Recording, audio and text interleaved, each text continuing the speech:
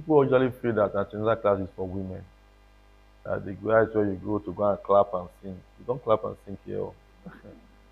What we do here is knowledge. We give knowledge. It's a platform for couples who are going through a pregnancy process to be equipped, to be empowered with knowledge, so that they can play very active roles in their pregnancy process, be well informed about so many things about their pregnancy, and that way ensure great outcomes. All right. So, like I said, we were doing taking urinary tract infection in pregnancy. So, what is urinary tract infection? What is UTI? What some other people commonly call it is bladder infection. All right. It's a bacterial infection that affects the urinary tract. Um, a lot of people, laymen, call it toilet infection. Oh, I have toilet infection. But the truth is that a lot of times, what people call toilet infection may not be urinary tract infection. What women call toilet infection is when they start itching. So they use the toilet and they start itching and they start having some discharge. They say, oh, pain, also I have toilet infection. But specifically, urinary tract infection is infection involving the urinary tract. And what is the urinary tract? The urinary tract is made up in the female is made up of the urethra that opens into the um, that opens into the vestibule or opens into the opening, the introitus. All right, it's very close to the vaginal opening. All right, then you have the bladder, and then you have the ureters that that connects the bladder to the kidney. So from the kidney, the ureters, the bladder, the urethra, that is the urinary tract, and it is very close to the the genital tract. All right, the reproductive tract. For the female, again, you have the vagina, you have the cervix, the uterus, and then, of course, the fallopian tube and the ovary. So, for a woman that is pregnant, one of the common condition that is also very prevalent is the urinary tract infection. So, because of the proximity to the reproductive um, organs, it you as we go on in the discussion, you will see that the um, the pregnant woman can have the urinary tract significantly affected, and so it increases the risk of infection. Like I said, there are bacterial infections that affects the urinary tract. So why is UTI more common during pregnancy? Because it's something you will notice that women who have never had an infection affecting the urinary tract before, when they become pregnant, they suddenly now notice that they are not having symptoms very frequently. All right. So the first thing is that you need to know, and that's what I said before, the proximity of the urinary tract with the reproductive organs, such that when a woman is pregnant, as the uterus grows, it impacts on the bladder, all right, such that the bladder is impinged upon. It can reduce it can increase the frequency of urination. It can make the woman not to um, release all of the urine that is in the bladder. And when women keep urine for too long, that on its own now begins to create another problem where bacteria may begin to grow. And then more importantly is the fact that every woman that is pregnant, you have what we, there is your immunity is suppressed. Every all of us have our innate infection fighting abilities. We have soldiers inside of us that fight infection. All right.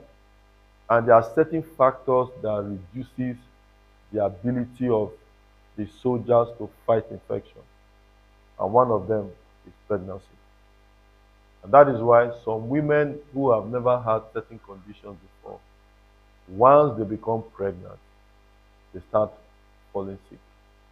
That is the reason why we give anti-malaria prophylaxis to women when they are pregnant, because a woman may not be having malaria when she is pregnant, I mean, before pregnancy, but once she becomes pregnant, she starts having malaria, and so they need to not have malaria prevention.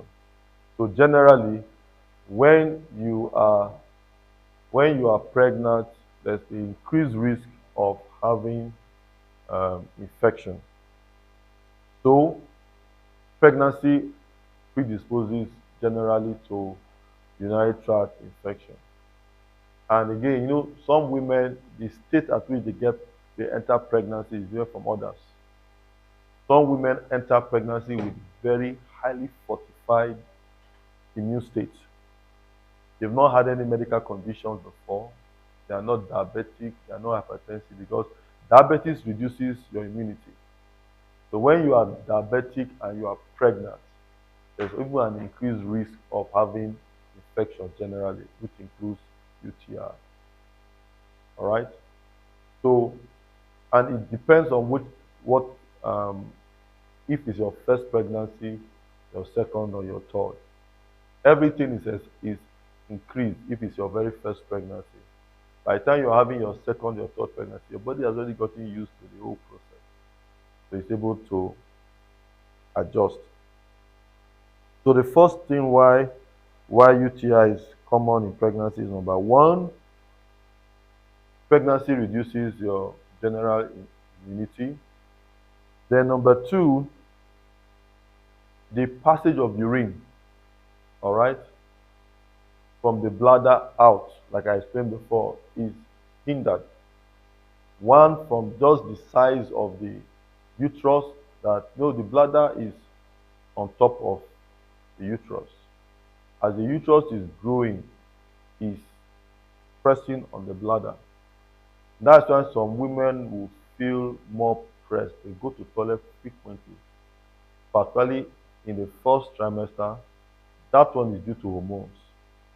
As they transit from first to second trimester, that one is due to the uterus that is growing from your pelvis coming into your abdomen. It's pressing on the bladder. So the bladder now becomes small. Any small thing, it feels as if it has increased. It's now full, and the urge to pass urine will come. All right. And when that is happening, because of the hormones that makes those organs to become relaxed, the woman may not be passing the urine, everything, it may not empty everything. So she goes to pass urine and she's still feeling the urge as if she wants to keep pass urine. So she goes the first time, comes, after 5 minutes, she wants to go again. All right. And then you now have a situation where there's urine retained in the bladder continuously. And again, that is the reason why we don't encourage women to hold urine. You are pressed, go and pass urine. All right? Because it is not nice. It's always better to have the bladder empty. Once it gets to that threshold where your body tells you, empty your bladder, go and empty it. The other reason too why UTI is very common, this is generally for women, right? Because the distance between, first of all, the opening of the urethra is around where you have your vaginal opening. And that opening, that area is not sterile. The anus is very close to that place. The urethra opening, the vaginal opening, and the anus, they're all around the same location. And bacteria can cross from one to the other. And so because of that, it is very easy for a woman to pick up an infection. Normally, the vagina tries to balance itself. There are what we call good bacteria. Good bacteria are bacteria that creates an environment that makes it hostile for other bacteria to grow, those bad bacteria. And when the woman is pregnant, those good bacteria are affected. They reduce in, in number. The other bad bacteria will now begin to grow, now begin to find their, now begin to grow. So those, it now changes the environment in that area, thereby leading to infection. So you can see a bacteria can move from the anus, enter the vagina, and then cross into the urethra. And that is why certain practices also encourages the infection. That is why we teach the girl child, when you are cleaning, what do? You don't clean from back forward. When you clean from back forward, you are cleaning from the anus into the vagina area. And what you are doing, you are carrying infection. And that is why we say, if possible, wash, all right? And not wash with soap. You wash with plain water, ordinary water. Because anything that you are using, that soap, all those disinfectants, it affects the general menu of that area. So that when you wash, you douche, it creates more problem. All right. So those are the reasons why UTI are very common in pregnancy, and then it makes the hormones also does also affect the whole process, such that um, the those tracts that should contract and prevent infection, they are relaxed. All right, and so it makes it easy for bacteria to to come in. So next is, what are the signs and symptoms of UTI? How do I know that I have UTI? Oh, doctor, you are talking about infection of the urinary tract, but am I sure I've had it before? I don't know. What what are the signs and symptoms of urinary tract? So the following are the signs and symptoms. The first one you notice are the what we call the urinary symptoms. Pain during urination, burning sensation. You only have it when you want to urinate. As the urine is coming out, you're just feeling burning sensation. Particularly when it's the last one that comes out. Or you are passing urine very frequently. At night you can wake up 7 times, 10 times to pass urine. But you notice that your sleep is disturbed because of urination. You go to pass urine, you've slept, it's not up to 20 minutes again. You are feeling the urge to pass urine. All right? And then when you go and pass urine, you feel as if you have not emptied everything. Like I said before, when the urine is coming out, you are feeling that burning sensation. These are all symptoms or signs of urinary tract infection. All right? And then there's also that hesitancy. You feel like passing urine, but when you go, the urine is not coming out. It's shy. You'll stay there and be trying before something will now drop. Okay? And of course, if it becomes really, for some women may have fever. All right? Some women may have fever. All right? Some women may feel nauseous. All right? Some women may have cramps. All right? Next slide. May have cramps or pain. All right? In the lower uterine, in their abdomen. Then some women may have pain during intercourse.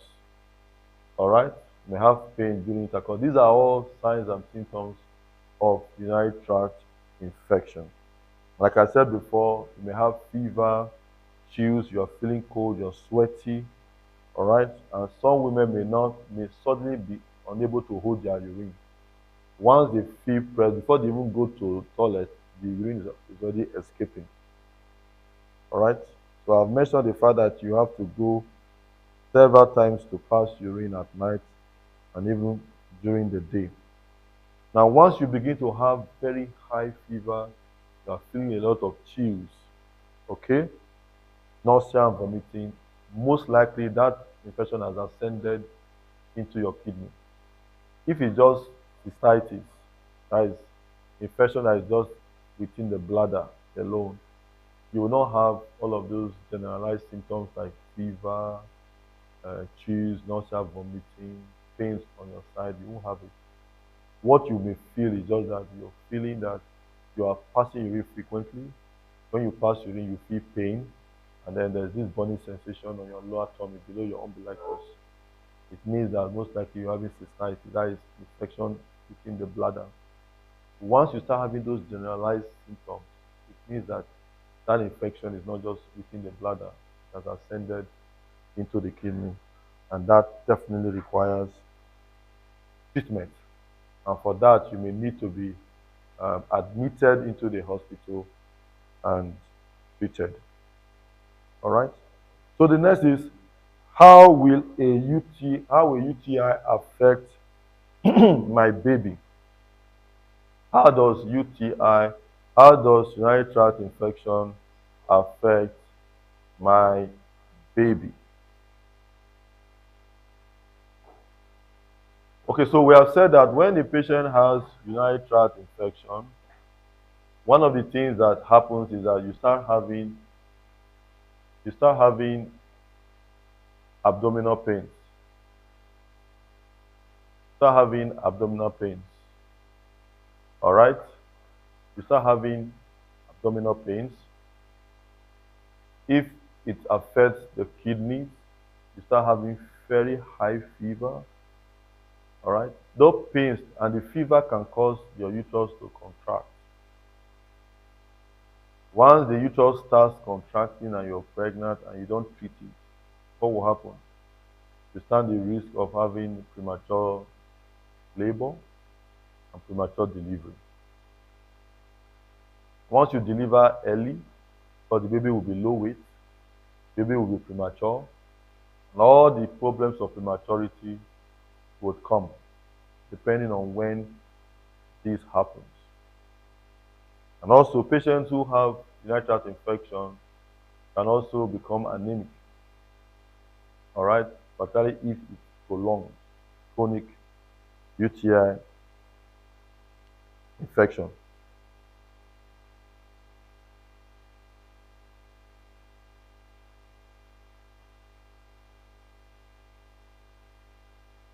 So that is how it affects it affects your baby, and that is why during your antenatal we try to make sure we detect early signs and symptoms of UTI. That is why any woman that comes to antenatal at this center, one of the things you must do is what? A urine test, urinalysis. Very important. That test is so important that if you come to the hospital 5 times, to do that urinalysis 5 times, an opportunity. Because that urinalysis can help us detect if you're having UTI but it's not manifesting.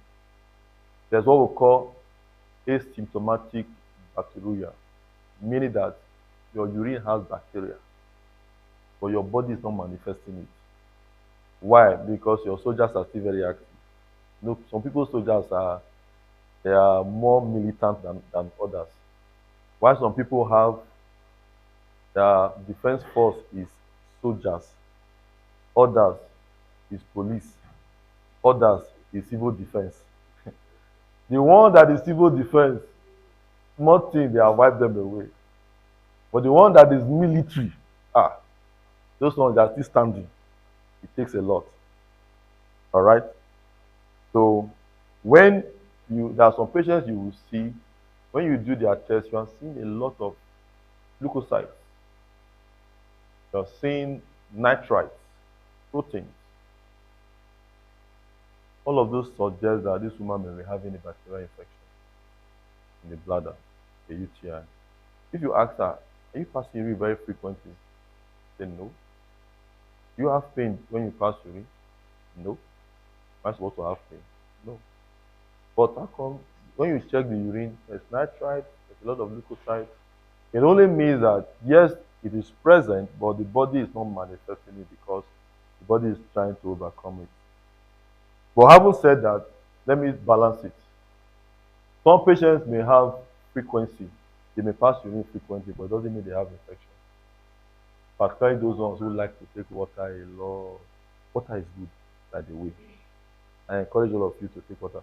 Now, where is your water bottle? How many of you came with your water bottle or source of water? Let me see it. I want to see it. Correct. Aha, correct. Good, good. Those that did not come, know that you must always be accompanied. Your bag, one of the important things that must be there once you are pregnant is water. Taking water regularly is very good. As you will come to understand when we start talking about the treatment for UTI, that taking a lot of water helps. All right.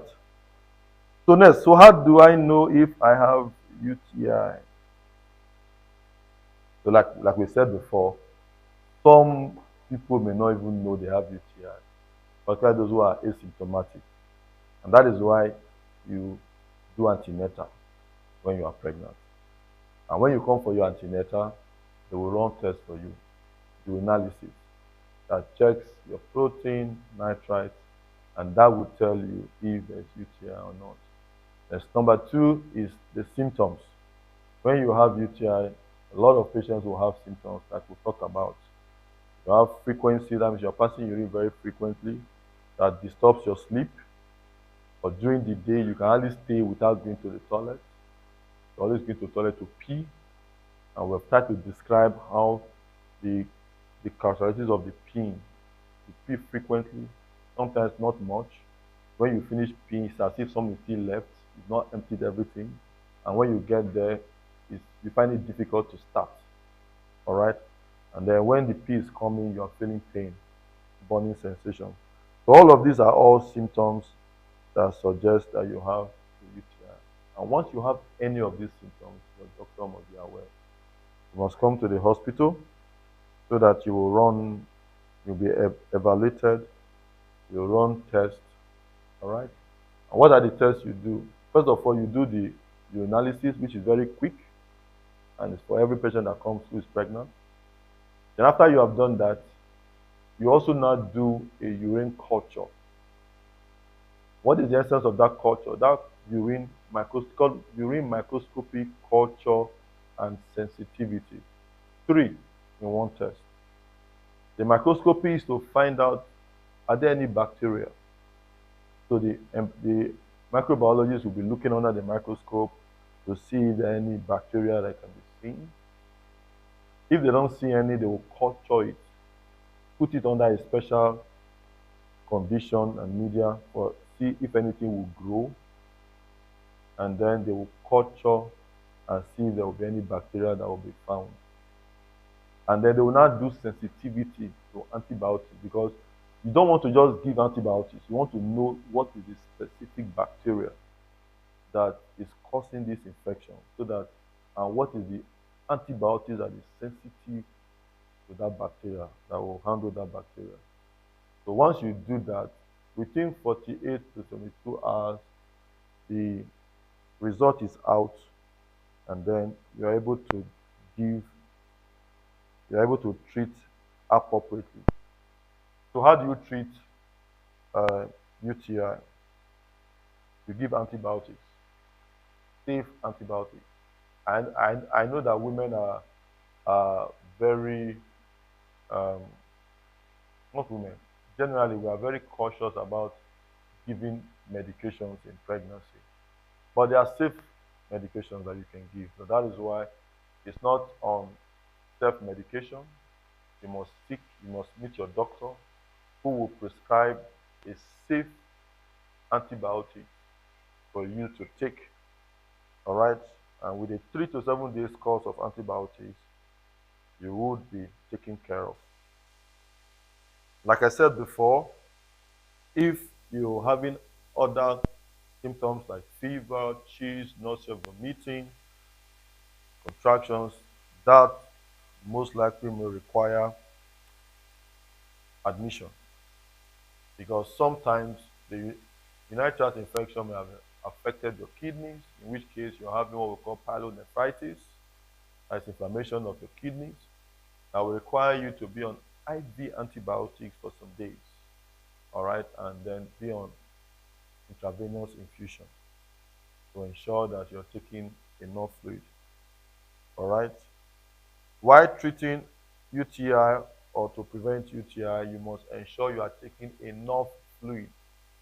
So all those are wonderful patients who say, "Oh, doctor, taking water is a lot of struggle." Ah, you must try. Oh.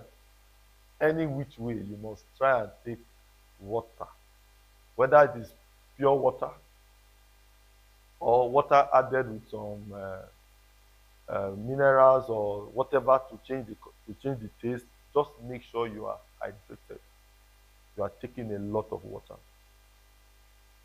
All right. So once you're taking a lot of water, it helps to clear your urinary system because you notice the more water you take, the more you pass urine. So if there is a colonization of your bladder with organisms, all right, by the time you start taking lots of water, it keeps flushing it away. That's why sometimes some people may even notice that even without taking any antibiotics, just by taking water therapy, it sometimes helps and reduces those symptoms that you have. All right. But that is why the first thing is that water is required. And when you are when you are pregnant, you also need to realize that I'm talking about the need for you to take water. Your your vessels, they go through what we call dilatation. Your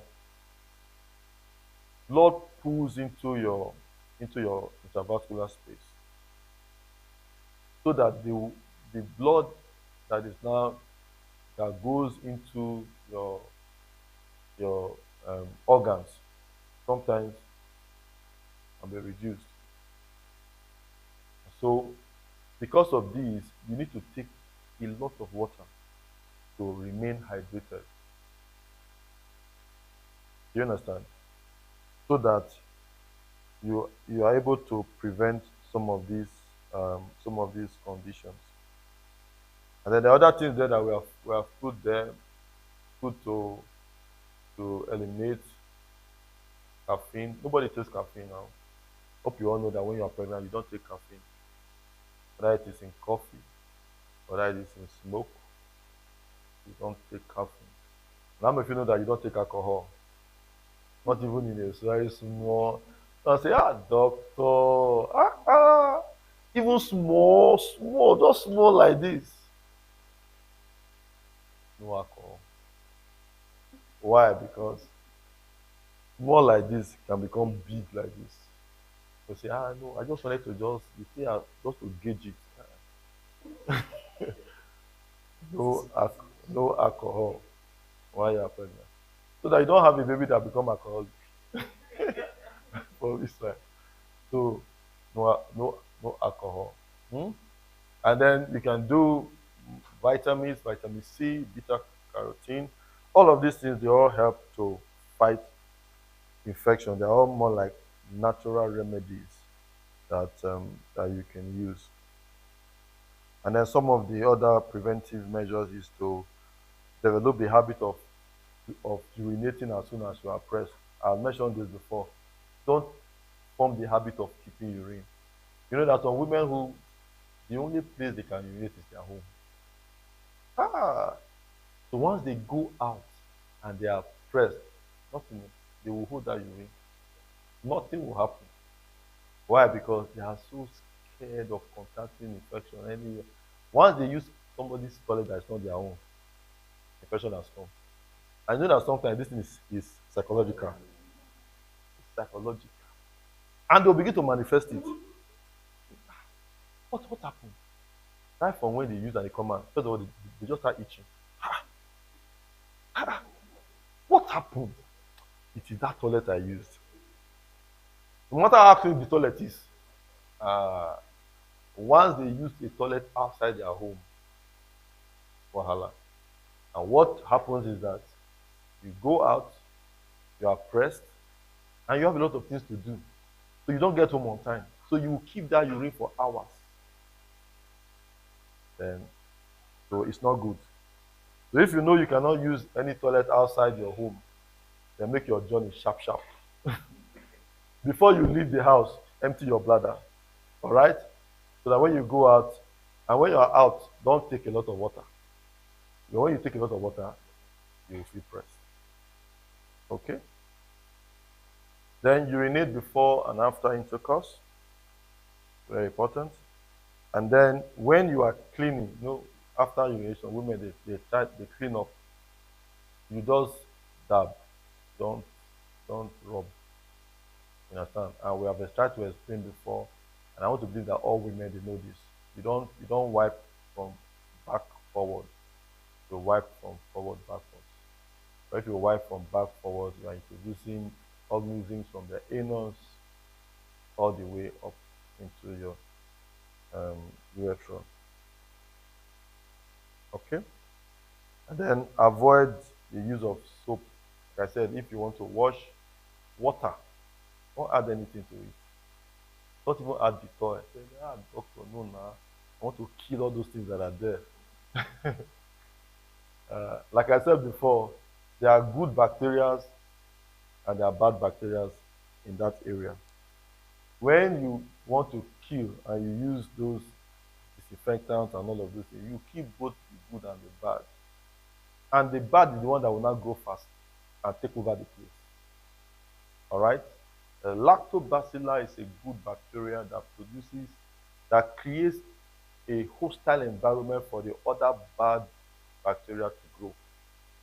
If you um, carry out all of these harmful practices, what happens is that it changes the balance of the bacteria that you have there and allows the undesirable bacteria to grow. All right? The water is enough. And of course, make sure you practice good hygiene, change your linings and panties regularly. Make sure the place is dry. And with that, you will be able to prevent UTI. All right? So that is urinary tract infection. So we'll take one more before we take questions and then we're done for today. The second is common medical condition that happens in pregnancy is what we call hyperemesis. What? I want you to pronounce this. Correct. Hyperemesis gravidarum. What does it mean?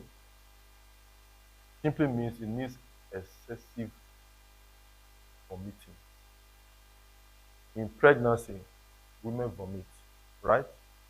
Vomiting means emesis. The women vomit. Some women vomit, some don't, they don't vomit. So if you are here and you did not vomit, no problem.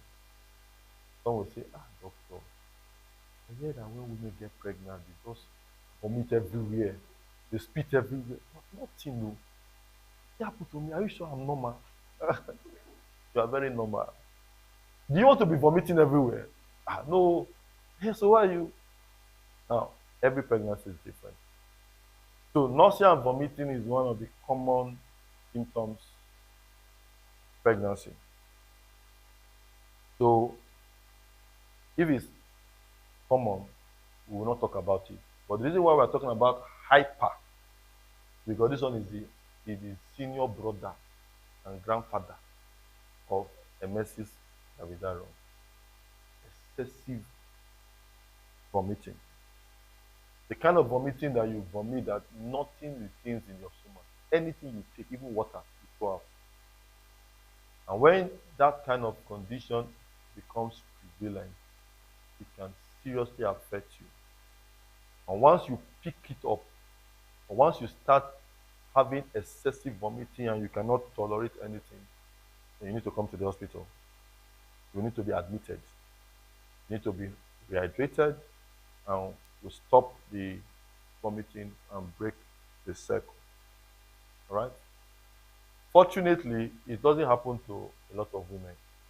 About 1% of women who are pregnant will experience hyperemesis gravidarum. So let's take a very quick poll. Having explained what hyperemesis gravidarum is, how many of you here have experienced it in this pregnancy? Stop your hand. Only one person. That tells you that it's not a common thing, but it's just that you know what it is. And so once you have it, once you start vomiting excessively, you're not tolerating anything. Like I said before, you may need to come in for admission. But why do women, before we go on to distinguish between the normal morning sickness and the excessive hyperemesis gravidarum, but why do women have this condition?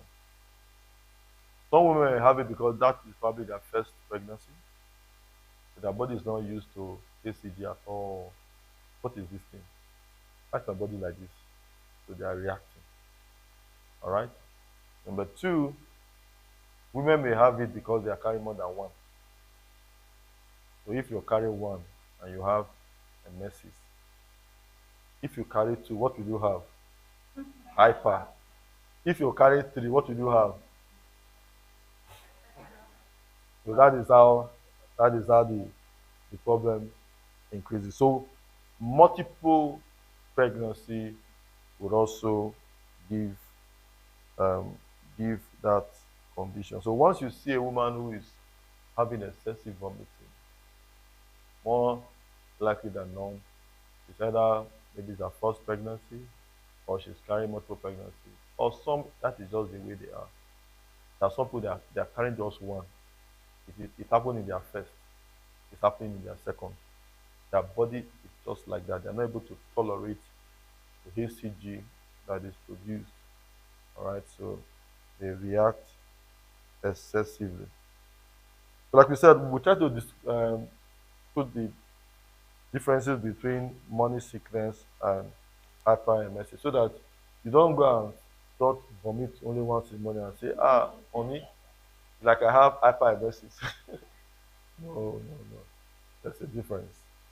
So you see, for morning sickness, you have nausea, sometimes accompanied by vomiting, but in hyperemesis, you feel nauseous and accompanied by severe vomiting. Like I said before, you're not able to tolerate anything at all. All right. Nausea normally will subside after 12 weeks or soon after if it's hyperemesis, except you are given medications, you are helped, does not abate. And then for the vomiting for emesis, there's no dehydration because you vomit just in the mornings and then you're able to tolerate water, you eat, so you don't get dehydrated. In hyperemesis, you get dehydrated.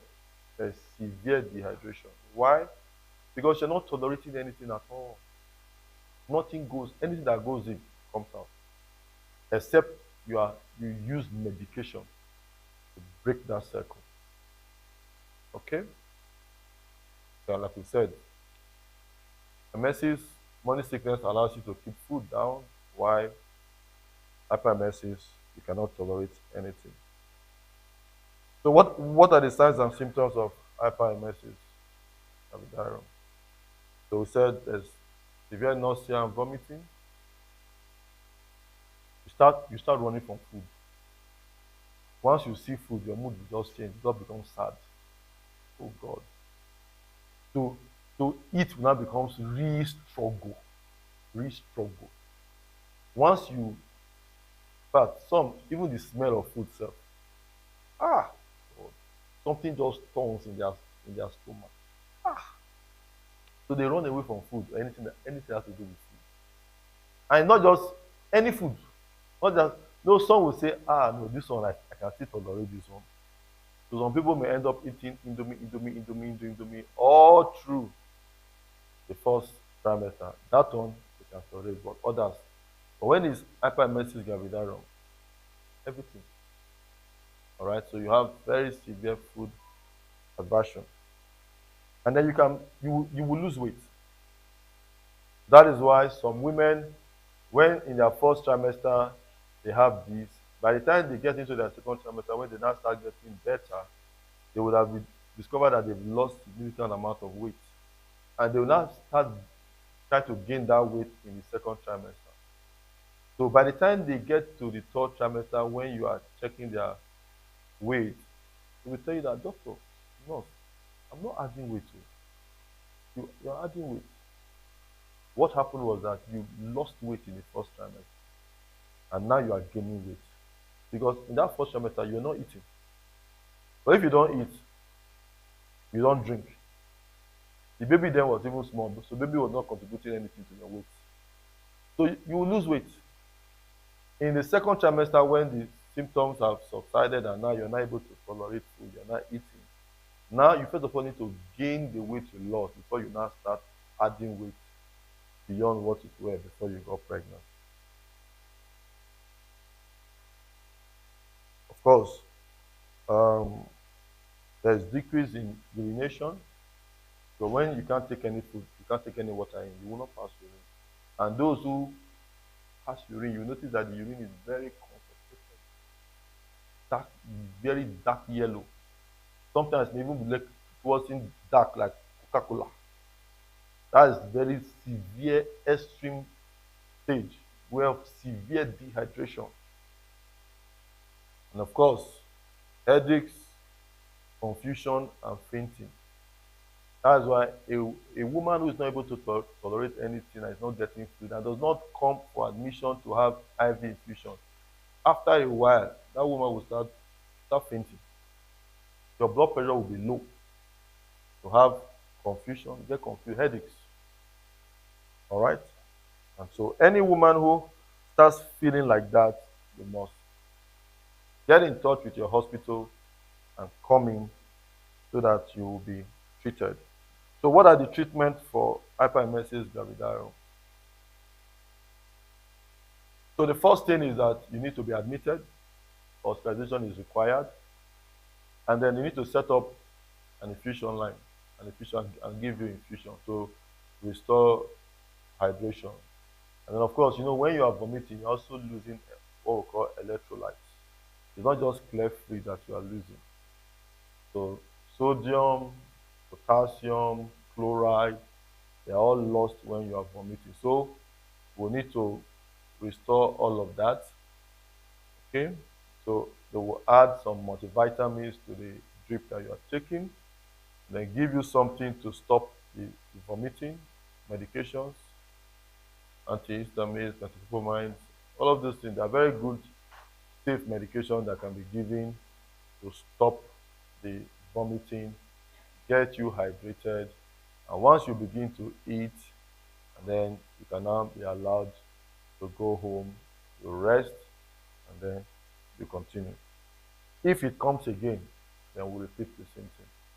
Some women may have it just once in their pregnancy, some may have it twice, some may become regular visitors to the hospital, particularly in that first trimester.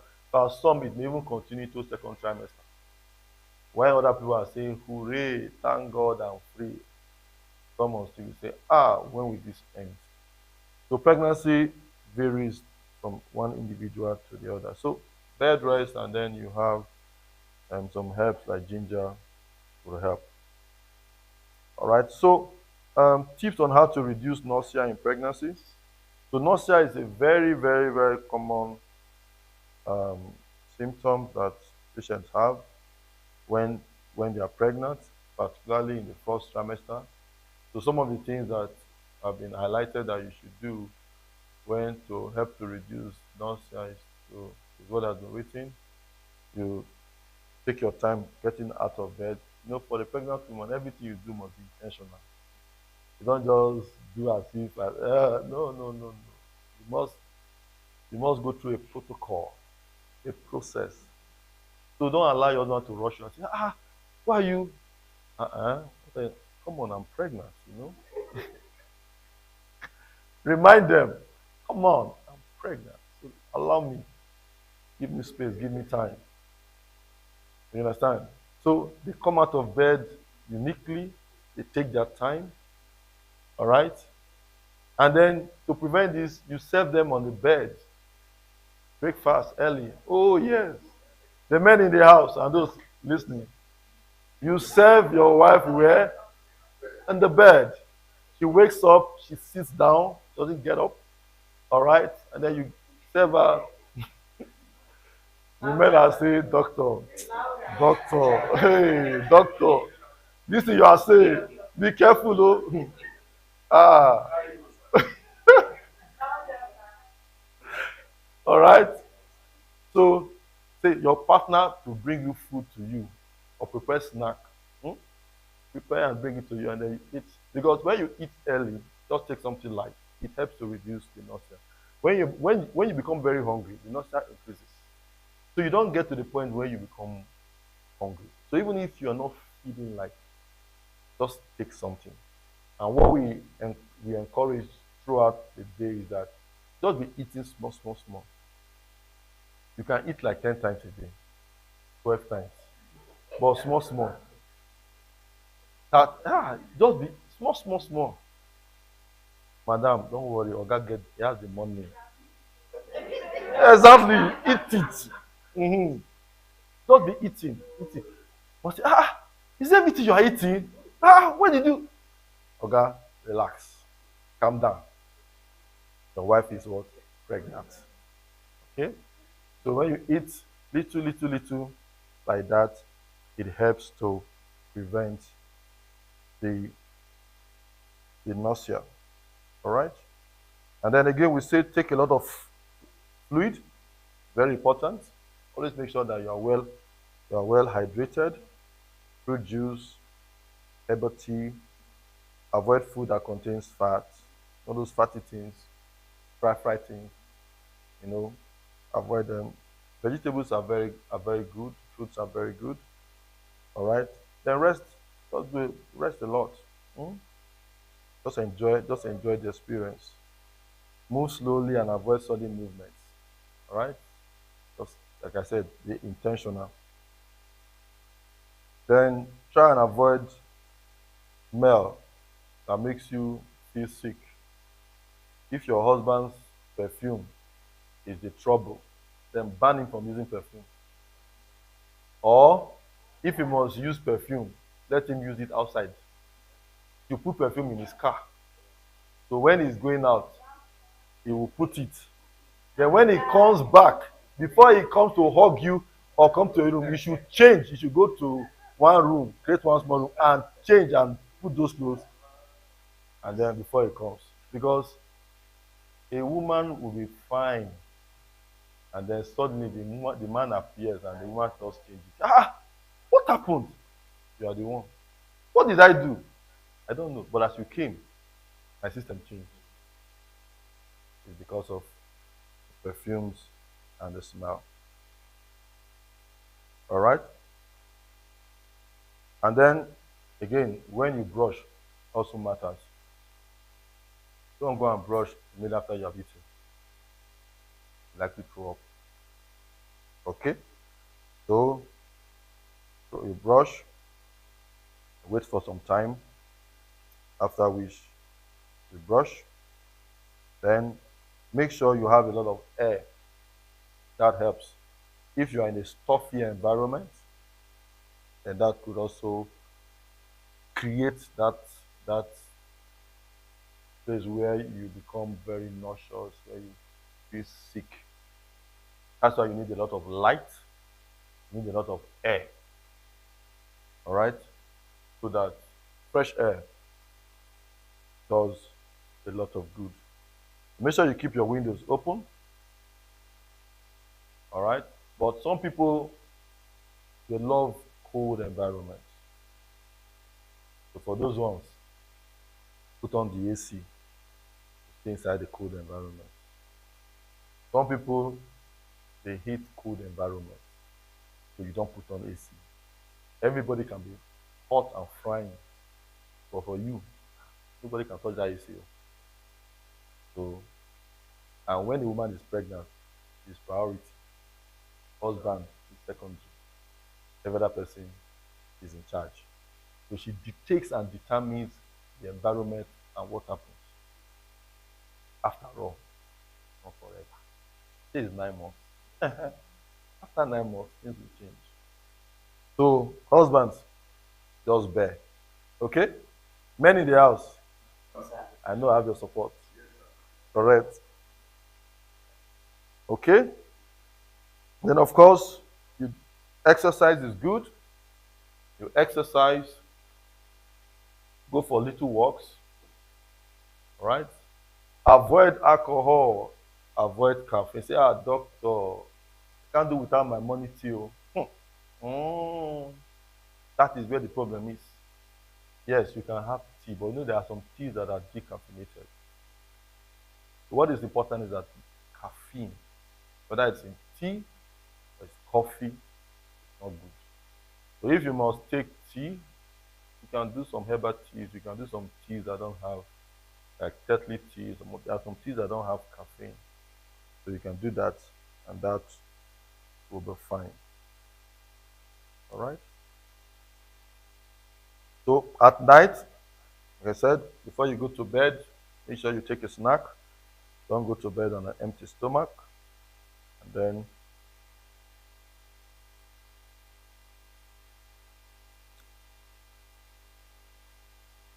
hmm?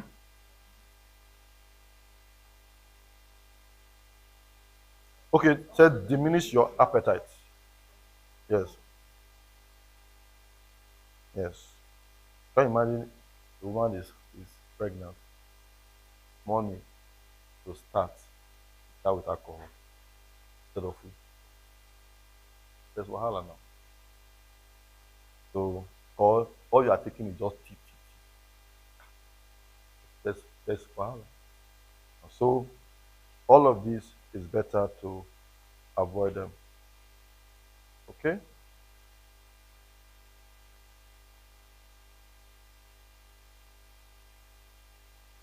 So all that we've discussed, these are not foolproof, but at least they will help to reduce nausea and vomiting and ensure that you go through the pregnancy process that will be as less stressful as possible. Thank you very much. Okay, so time for questions. Any question?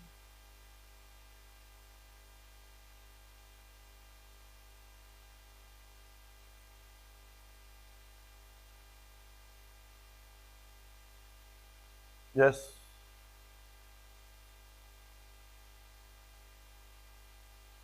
Gravidarum. Mhm. Yes.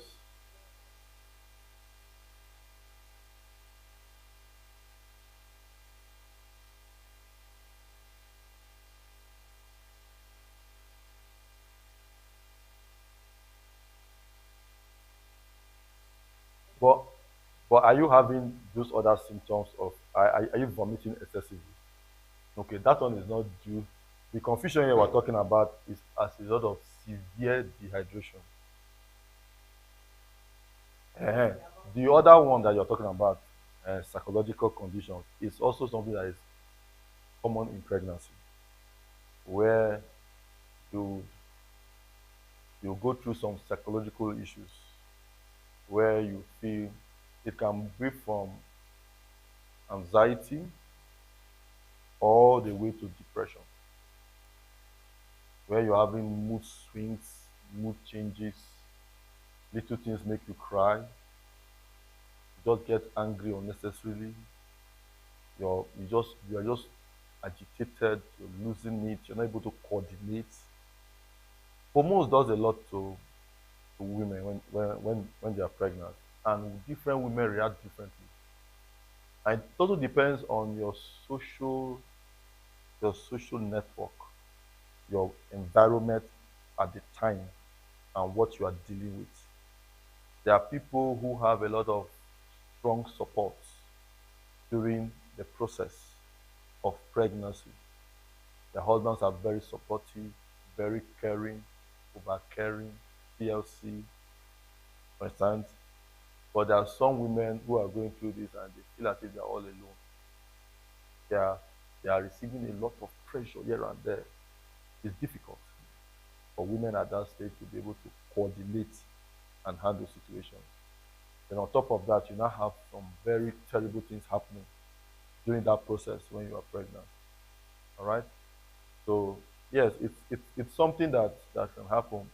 If you somehow feeling overwhelmed, then you need to talk to your doctor. Yes, you can also provide some psychological support in terms of therapy, just to ensure that you go through successfully. And this is very important because when you deliver, if your psychological state is not healthy, then that is where some women get into, and it continues. Some women get into puerperal psychosis. Let me put it, puerperal madness.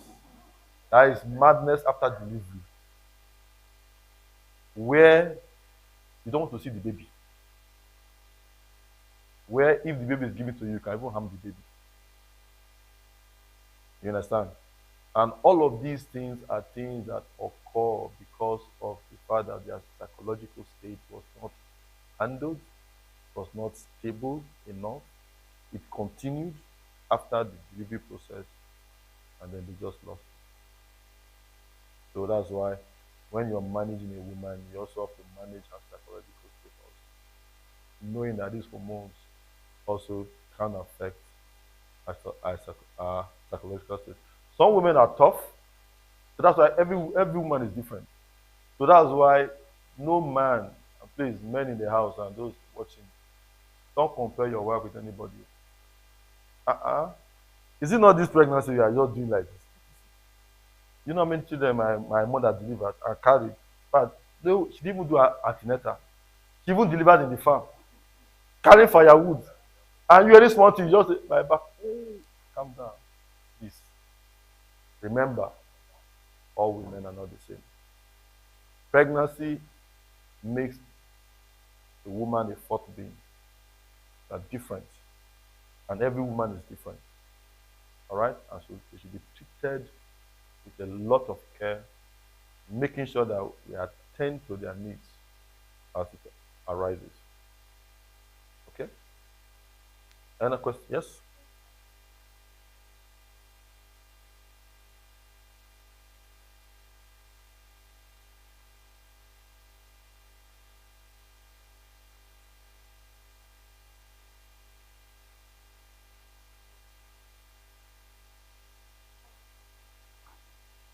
Talk to that baby. What is it? Which baby does not want the mother to sleep?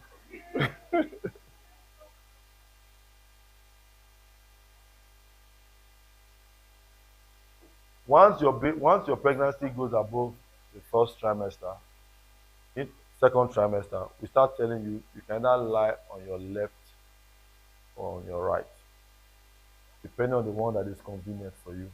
And those positions are okay with the baby. The baby is super protected. There's nothing you can do to, yes. Even when you lie on on your tummy like this, with your big tummy, it's you that will feel the discomfort, not the baby. Remember, the baby has layers of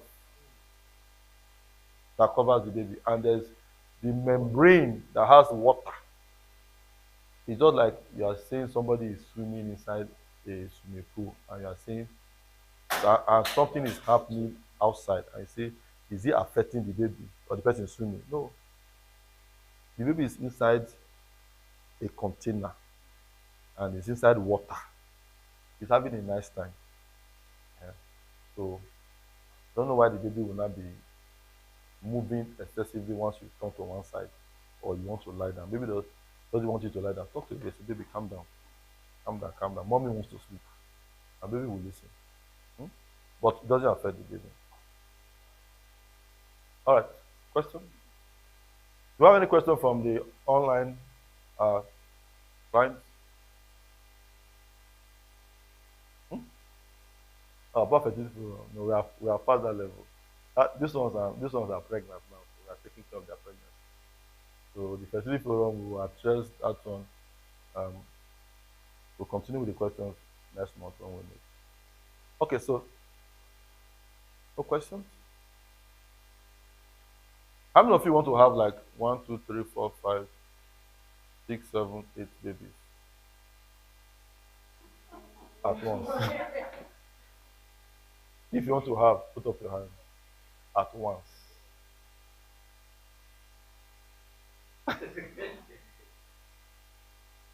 Okay. Okay, so let me take out the first three and leave the five. How many of you want to have five at once? Truly from the heart. Don't be shy. Just say your mind. Okay. Let me take out the first two rows and leave the three. How many want to have three? You see, it's only the men. Okay, one woman put up the hand. See, the men, they don't understand what it is to carry three pregnancies. That's why they're putting up their hand like this. They bring their I want it. Mm. For me, what I would recommend is now one or two. Safe. If it's three, you will carry it now. If it's three, you will carry. But the challenges with carrying multiple pregnancies is not a joke. A lot. So, but anyways, like I said, all women are different, and I believe that we have women who have carried three, who have successfully carried their pregnancy. We even have women who have carried four and have successfully delivered. But for everyone that successfully delivered, remember there are many who were not so successful. Yes.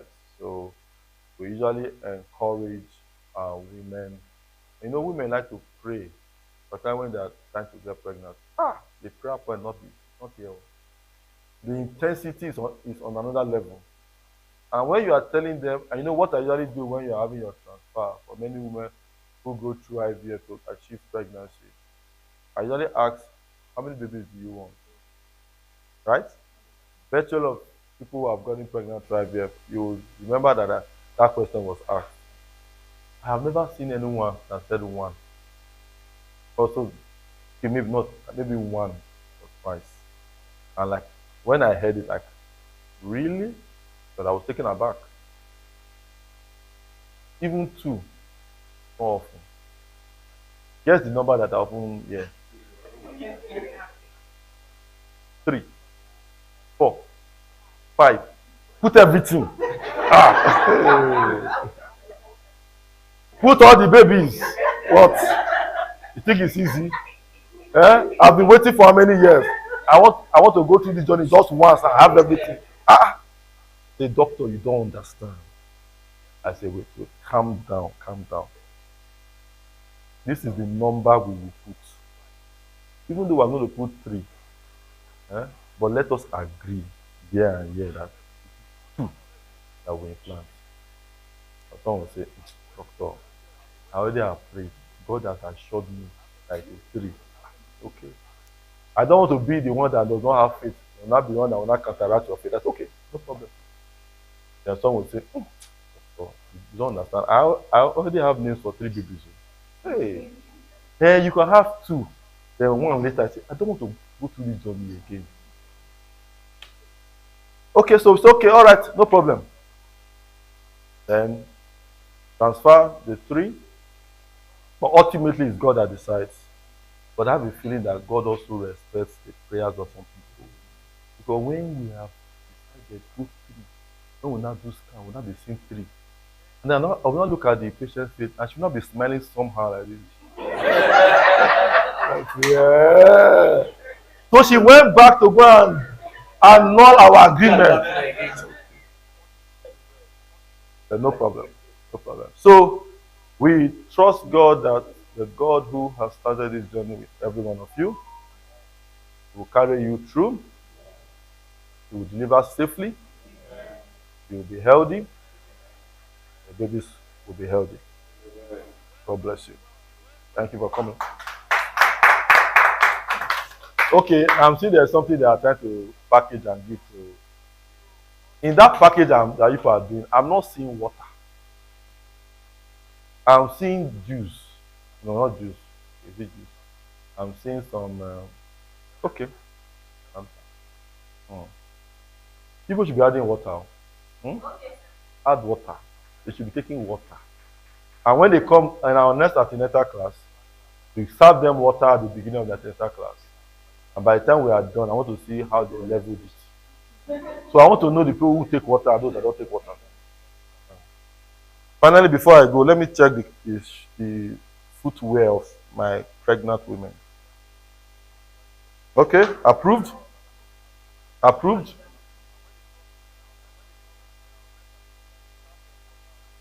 Hmm. Approved? This one, not approved. Approved, approved, and approved. Very good. It has some small heel now. Ah! You see, when you are pregnant, you will suspend shakara small, temporarily. So, just to, huh?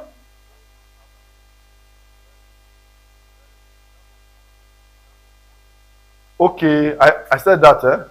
Okay. The last time.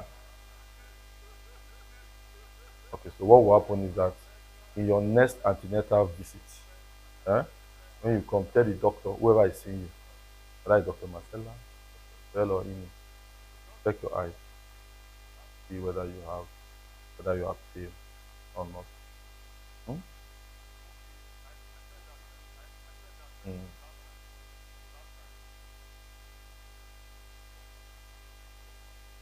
Mm.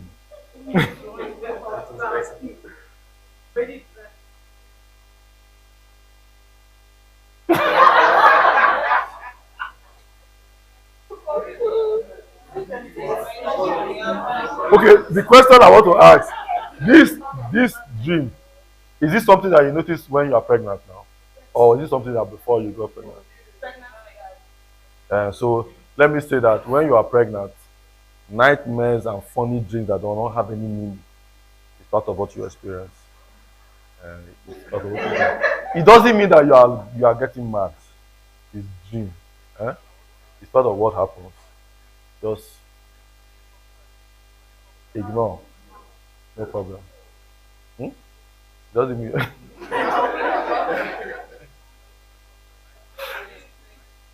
ah, because when you now begin to dwell on it, see, the mind is a very interesting part of the human being. And those who have mastered their minds have gained mastery of life. What you consider as important becomes important and it begins to dominate your life and can now begin to even affect you. That's why we have what we call psychosomatic conditions. Medically, pathologically, you don't have any problem. You go and run tests, you are perfectly okay. For me, why? You're not okay. Your mind is telling you that you're not okay. You have these symptoms. Why? Your mind has taken over. Do you understand? That is why your mind must be very healthy, must be very strong. Like I just told you now, all of these things, forget it. There's no problem. You're not running mad. You're perfectly okay. It is pregnancy. Mhm. It's pregnancy. Yes,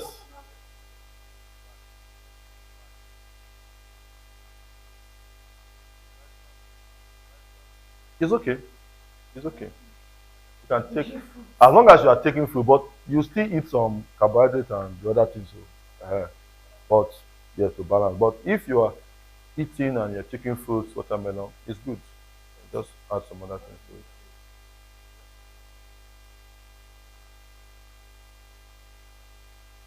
Fruits. No, not just for you. Just watermelon, orange, um, Apples, pineapple, pawpaw, avocados. Yeah, just banana, those common fruits. You know, grapes. No, you can say grapes.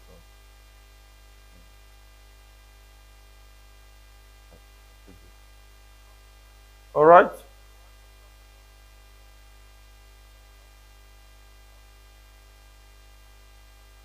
Those were small ones.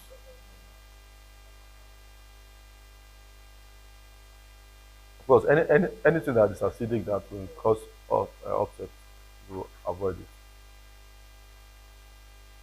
All right. So thank you very much, and have a great weekend. I'll see you again next time, next month for our antenatal class. Have a great day. Thank you.